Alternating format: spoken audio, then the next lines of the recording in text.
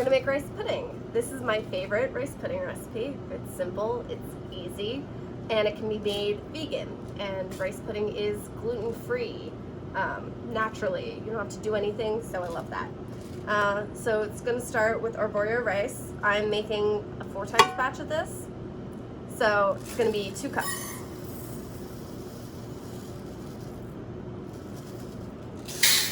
And then I'm just gonna cover this with water and then bring it to a simmer on the stove. That just kind of gets all of the starches off of it. Then we're going to strain it and rinse it and get it back on the stove with the dairy.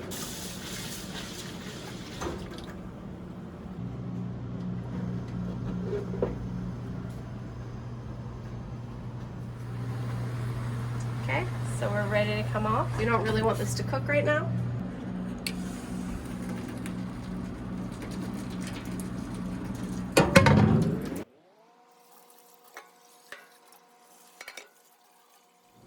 This recipe generally calls for milk and cream, but we're subbing out coconut milk. Since coconut milk can be very thick, I do a mix of coconut milk and water. And I'm just gonna pour in my coconut milk. Whenever you're doing things in cans, make sure you use a spoon or a metal spatula. You don't want to use your rubber spatula in here because it will eat it up and ruin your spatula.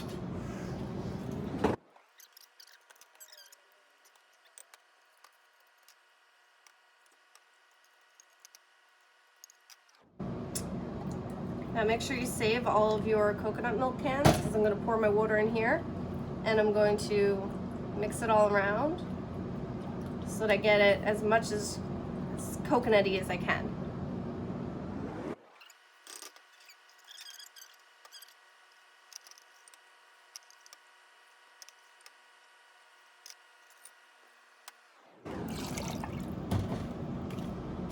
Big pinch of salt, maybe 2 pinches. And some vanilla bean paste. If you have a full vanilla bean, you would cut that in half, scrape out the beans, and put it all in there. Right now I have paste. If you have vanilla extract and not paste or a bean, you're gonna wanna wait until the end to add that because the flavor will cook out. And now I'm just going to bring this up to a boil and then down to a simmer. Okay, so we're boiling. I'm going to just turn this down a little bit. So now it's more of a medium-low. I'm going to stir it up a bit.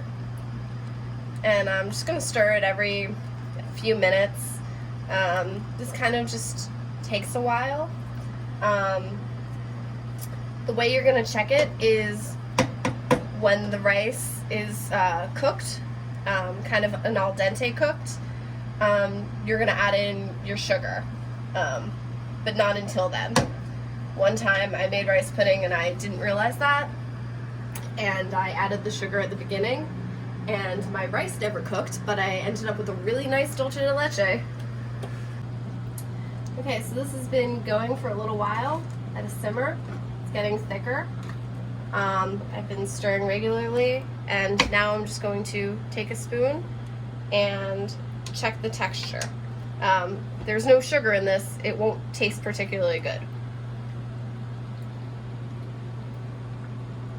But it has a nice chewy al dente-ness, so I'm going to add my sugar now.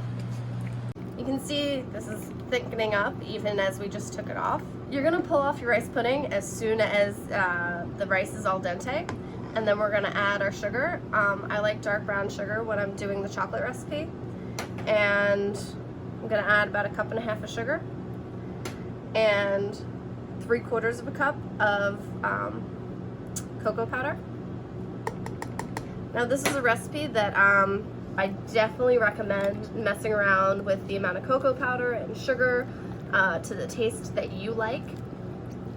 I'm also going to add a little more vanilla because vanilla really brings out the flavor of chocolate, and also I really love vanilla.